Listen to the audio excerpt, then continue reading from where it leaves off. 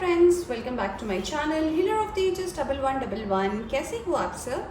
Hope कि आप सभी अच्छे होंगे और अपना ख्याल भी बहुत अच्छे से रख रहे होंगे।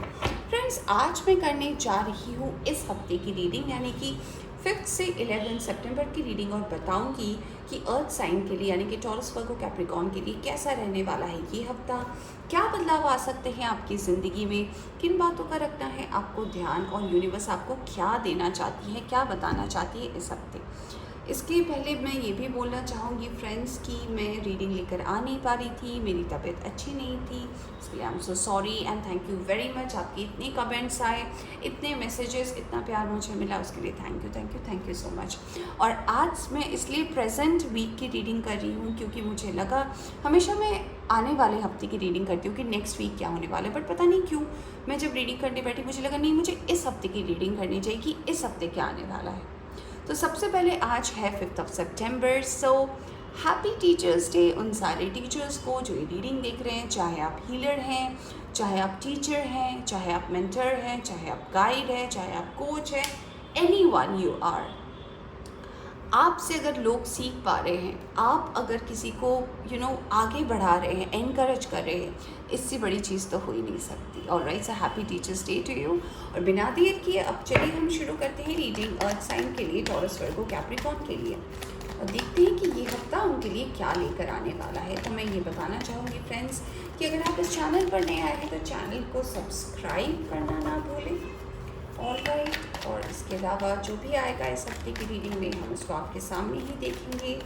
अगर कोई नई टॉपिक पे आप रीडिंग सुनना चाहते हो, या फिर अगर आपको मन कर रहा है कि ये टॉपिक कवर होनी चाहिए, आप कमेंट पे लिखना कि मुझे इस चीज़ की रीडिंग देखनी है। अगर आपको पर्सनल रीडिंग लेकर कुछ जानने की ज़रूरत है तो आप हमारे इंस्टाग्राम अकाउंट पे जा सकते हैं, जिस चैनल का नाम सेम है, हीलर ऑफ द एजेस 1111। आप लिखोगे आपको हमारा चैनल दिखेगा, वहाँ पे यूट्यूब के लिंक से भी आप पता कर सकते हो कि ये सेम चैनल है या नहीं।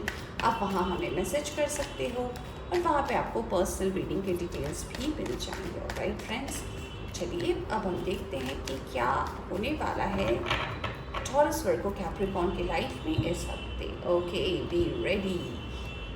Alright, let's start the reading. क्या ला रहा है ये हफ्ता आपके लिए Taurus Virgo Capricorn? 10 of swords, endings. तो yes, this week is bringing ending in your life. तो कुछ भी ऐसा रहा है जिससे आपको बहुत ज़्यादा पेन मिला है, जिससे कहीं ना कहीं आपने बहुत ज़्यादा सफ़र किया है, रात की नींदें चली गई हैं, या फिर ऐसा हो सकता है कि काफ़ी ज़्यादा इम्पेशेंट एनर्जी रही है आपके अंदर कि नहीं हो रहा है मेरे से, I am not able to handle it, I am not able to sleep, I am not able to eat, I am not able to concentrate. तो यस, कहीं ना कहीं ये वीक जो है आपको इस एनर्जी से बाहर निकाल रहा है, आपको कह रहा है ये वीक आपसे यही कहना चाहता है कि कम out of this energy, this is over, this has ended.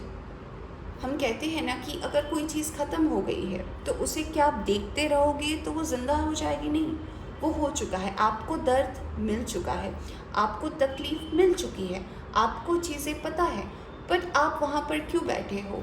Come out of it, it's okay, it's over. So सबसे पहला मैसेज आपके लिए Cancer, Scorpio, Pisces, I am so sorry, Taurus Virgo Capricorn, आपके लिए ये है, पता नहीं क्यों।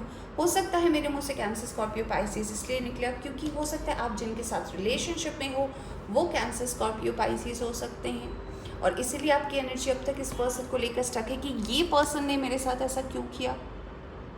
ये भी हो सकता है कि क्योंकि हम जब कार्ड रीड करते हैं ना फ्रेंड्स, तो चैनल मैसेजेस आते रहते, कुछ ना कुछ मैसेज आता रहता है, तो बोलते बोलते हम क्या बोलते हैं कभी कभी वो रियलाइज़ नहीं हो पाता। तो अगर आपकी रीडिंग कर रही हूँ मैं टॉरस वर्गो कैप्रिकॉर्न, मेरे मुंह से कैंसर, स्कॉर्पियो, पाइसिस, तो यस, ये कोई पर्सन तो है, हो सकता है कि आप जिनके साथ रिलेशनशिप में रहे हैं वो हो सकते हैं कि वाटर साइड के हो और उन्होंने आपको बहुत ज़बरदस्त धोखा दिया है।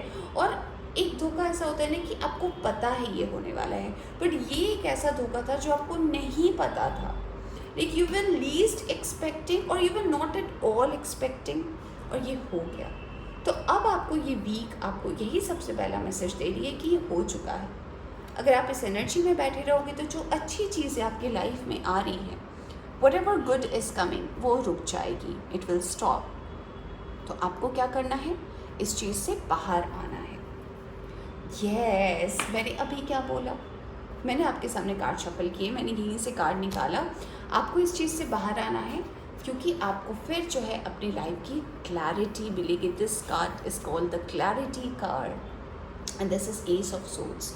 यानी कि जो क्लैरिटी आप चाह रहे हो, चाहे इस पर्सन से चाह रहे हो, चाहे यूनिवर्स से चाह रहे हो, चाहे किसी से भी, अगर आप कोई क्लैरिटी मांग रहे हो कि I need the clarity, I need the clarification कि why this happen to me, क्यों हुआ मेरे साथ, चाहे ये पर्सन से मांग रहे हो, चाहे आप किसी भी चीज़ से अगर आप ये मांग रहे हो, ये आपको इस हफ्ते मिलेगी। You will get to know it. या तो ये पर्सन आपको बताएंगे या फिर ऐसी सिचुएशन पैदा होगी कि आपको खुद ही समझ में आ जाएगा कि ऑल राइट, ये अभी से नहीं, ये तो बहुत पहले से चल रहा था। मैं आपको ऐसा फील होगा कि okay, I was the one who's in the middle. मैं जो था वो बीच में आ रहा था, मैं हट गया तो ये चीज़ें सही हो गई। इसका मतलब मुझे यहाँ पर ऐसा बनाया गया था कि आपकी वजह से सब कुछ हो रहा है, बट यहाँ तो मैं हूँ ही नहीं, ये स्टोरी तो कुछ और ही थी। तो बहुत ज़्यादा क्लैरिटी ये वीक आपके लिए लेकर आ रही है फ्रेंड्स। इसीलिए माइट भी मैं जो रीडिंग कर रही हूँ इस हफ्ते की कर रही हूँ, क्योंकि मुझे लग रहा था कि इस हफ्ते की रीडिंग करनी चाहिए। तो यस, ये वीक आपके लिए क्लैरिटी लेकर आ रही है। कहीं ना कहीं जो है बहुत ज़्यादा ऐसी एनर्जी यहाँ पर टैप इन हो रही है जिसमें मुझे ऐसा दिख रहा है कि साफ दिखाई देगा, clear vision. You'll able to see, you will able to focus on your job after this, you will able to concentrate, you will able to start a new thing in your life. So great. Justice, wow, Libra की energy. तो yes, कहीं ना कहीं मुझे ऐसा लग रहा है justice is going to be serve in this week. कहीं ना कहीं यूनिवर्स आपके लिए जो है जस्टिस लेकर आ रहे हैं। आपके साथ धोखा हुआ है, आपके साथ गलत हुआ है, आपके साथ चीटिंग हुई है, आपके साथ अगर नाइंसाफ़ी हुई है, तो इसका जस्टिस जो है आपको देखने को मिलेगा। और कहीं ना कहीं अगर आप सही हो, अगर आप इनोसेंट हो, तो यस, आपको क्लैरिटी भी मिलेगी। और कहीं ना कहीं यूनिवर्स भी जो है आपको सपोर्ट कर रही है फ्रेंड्स। यूनिवर्स भी जो है कहीं ना कहीं आपको आपके कर्म का फल देने वाली है। अब चाहे कुछ लोगों के लिए रिलेशनशिप में हो, कुछ लोगों के लिए वर्क लाइफ में हो, तो यस, कहीं ना कहीं justice is going to be serve. काफ़ी ज़्यादा ये वीक जो है आपके लिए कार्मिक पे बैक वीक है। यानी कि whatever you have done in your past, whatsoever you have done in your past, its outcome is going to be revealed in this week. उसका आउटकम जो है इस वीक में रिवील होने वाला है, उसका फल मिलने वाला है। जो बीज आपने बोए थे उसका फल आपको मिलने वाला है। वो खट्टा है, मीठा है, it's up to the divine. All right, knight of pentacles, work life में स्टेबिलिटी आ रही है friends. If you have started a new work very recently, कोई नए काम की अगर आपने अभी शुरुआत की है, या फिर अगर कोई काम ऐसा है, कोई नया प्रोजेक्ट है जिसकी शुरुआत आपने की है, तो वो कहीं ना कहीं अब बैलेंस की स्टेट में आ रहा है। यानी कि इनिशिएटिव आपने जो लिया है वो कहीं ना कहीं आपकी अपॉर्चुनिटी की तरफ आगे बढ़ रहा है। Yes, the energy is literally slow, क्योंकि नाइट ऑफ पेंटिकल्स का जो घोड़ा है वो रुका हुआ है। ये हॉर्स चल नहीं रहा, it's not moving, it's not running, it's still. यानी कि you have started the base, यानी कि बेस आपका तैयार हो रहा है। तो जैसे फाउंडेशन, जब किसी चीज़ की, किसी मकान की अगर फाउंडेशन कहते हैं ना, उसकी बेस कैसी है, बेस के ऊपर वो पूरा मकान टिका है। हम देखते हैं ना स्काई स्क्रैपर्स, कितनी ऊंची इमारतें होती हैं, जैसे बुर्ज खलीफा ले लीजिए, इट्स एन एग्जाम्पल। वो कैसे खड़ा है, उसका बेस कहाँ है? उसका बेस आसमान में तो नहीं है फ्रेंड्स, उसका बेस ज़मीन पर है। यानी कि आप समझ सकते हो कि वो बेस कितना स्ट्रॉन्ग होगा, कि वो उतनी ऊंची इमारत पे भी लोग उतने टॉप फ्लोर पे भी जाकर उनको ये भरोसा है कि ये टूटेगी नहीं। ऑल राइट, इतनी उसमें मेहनत लगी है उसको बनाने में। वैसे ही आपके वर्क लाइफ का जो है ना, एक बेस अगर नहीं था, सो ये बेस इस हफ्ते आपके वर्क लाइफ में तैयार हो रहा है। तो कहीं ना कहीं आपका फोकस आपके पर्सनल लाइफ से मुझे हटते हुए आपकी प्रोफेशनल लाइफ में जा रहा है, और यहाँ पर कहीं ना कहीं आप एक बैलेंस लाने की जो कोशिश करें वो होने वाला है।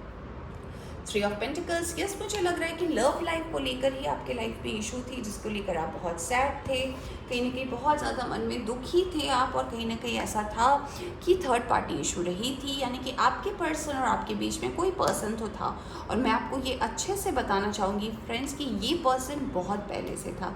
अगर आपको ऐसा लगता है कि आपके आने के बाद ये पर्सन आए, यानी कि जब आप इस पर्सन के साथ रिलेशनशिप में जुड़े हो उसके बाद ये पर्सन आए हैं, no, it's a no, it's a clear message for you. मुझे पता नहीं किसके लिए, बट मैं ये बोलना चाहूँगी कि ये जो आपके और आपके पर्सन के बीच में जो डिफरेंसेस आए हैं, जो ब्रेकअप हुआ है, डिवोर्स हुआ है, सेपरेशन हुआ है, अगर किसी पर्सन की वजह से हुआ है, ये पर्सन अभी नहीं आया है, ये पर्सन बहुत पहले से था, बस इसको आपने नोटिस नहीं किया था, you haven't notice that person. चीज़ें ही ऐसी थी कि आपका ध्यान ही नहीं गया। You were so into love, you were so into that relationship, you were so into that person कि आप देख ही नहीं पाए कि ये पर्सन भी है। और अब जब हो गया है ये चीज़, तो अब आपको दिख रहा है कि अच्छा ये पर्सन है, शायद ये अभी आया है, शायद ये रिसेंट है ना, ये कोई पुरानी एनर्जी है friends, it's a long time back. ये पर्सन हमेशा से रहा है, बस आउट ऑफ फोकस था and now it's on focus. Alright, so yes clarity है फ्रेंड्स, इसलिए आपको ये सारी चीज़ें जो है दिखती हुई नजर आएगी। यस, 7 ऑफ सोर्ड्स यानी कि this is called a runners energy, यानी कि ये एक ऐसा पर्सन है जो इधर की बात उधर करता है, यहाँ पे ये बोल रहा है, वहाँ पे वो बोल रहा है, ये वो नहीं है, वो नहीं है।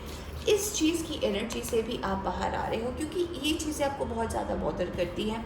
लोग क्या बोल रहे हैं मेरे बारे में, लोग क्यों इतना मिसअंडरस्टैंडिंग क्रिएट कर रहे हैं, क्यों मेरे बारे में बातें हो रही है, आपको पसंद नहीं, यू डोंट लाइक दिस, कि मत करो मेरे बारे में बात, I am okay, I am alone, I am fine, let me be what I am.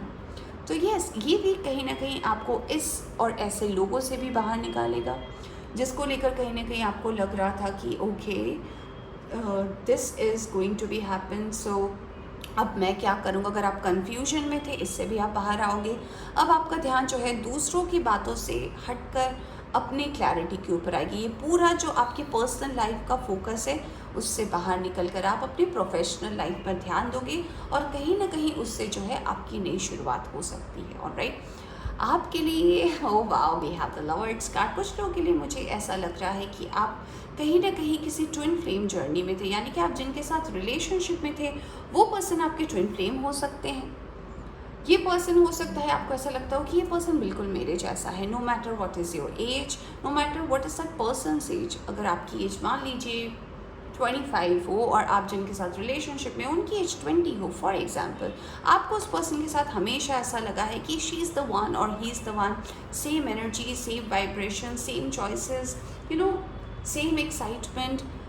अगर आप ऐसे रिलेशनशिप में थे और उसमें आपको धोखा मिला है, तो यस, ये आपके कोई ट्विन फ्लेम थे जो कहीं ना कहीं आपके साथ, हो सकता है कार्मिक ट्विन फ्लेम रहे हो आपके, कहीं ना कहीं हो सकता है इस पर्सन के साथ आपकी कुछ कार्मिक रिकॉर्ड्स रही हो पास्ट की, जो क्लियर नहीं थे, जिसके साथ आपका रिश्ता, बॉटम से देखिए हैंगमैन है, तो यस, जिनके साथ कहीं ना कहीं आपका रिश्ता जो है ऐसे परिस्थिति में था, यानी कि अटक सा गया था।